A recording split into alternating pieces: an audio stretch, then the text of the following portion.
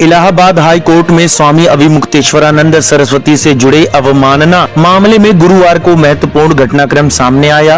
नाबालिगों से जुड़े पॉक्सो प्रकरण न्यायिक प्रक्रिया में हस्तक्षेप के आरोप और कथित तौर पर पीड़ित परिवारों पर दबाव बनाने जैसे गंभीर आरोपों के बीच सुनवाई कर रहे न्यायमूर्ति रोहित रंजन अग्रवाल ने खुद को मामले की सुनवाई से अलग कर लिया। इसके बाद अब यह मामला नई पीठ के समक्ष रखा जाएगा।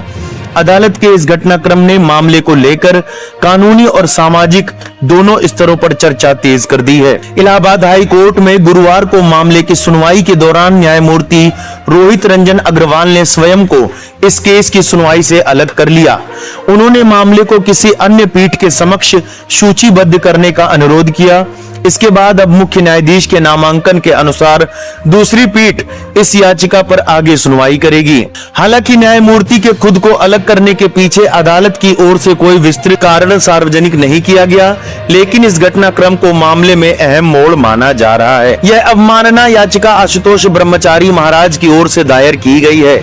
याचिका में स्वामी अभिमुक्तेश्वरानंद सरस्वती और उनके शिष्य मुकुदानंद ब्रह्मचारी के खिलाफ सख्त दंडात्मक कार्रवाई की मांग की गई है।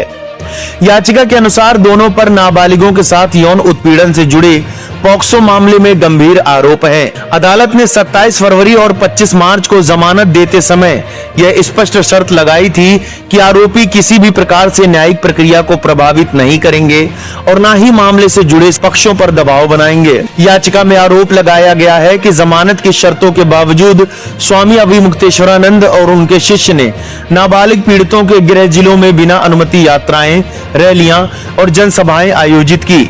साथ ही मीडिया में बयान देकर ऐसा माहौल बनाने की कोशिश की गई जिससे पीड़ित परिवारों में भय उत्पन्न हो। याचिकाकर्ता का दावा है कि इन गतिविधियों के जरिए न्यायिक प्रक्रिया को प्रभावित करने और मामले की निष्पक्ष सुनवाई पर असर डालने का प्रयास किया गया।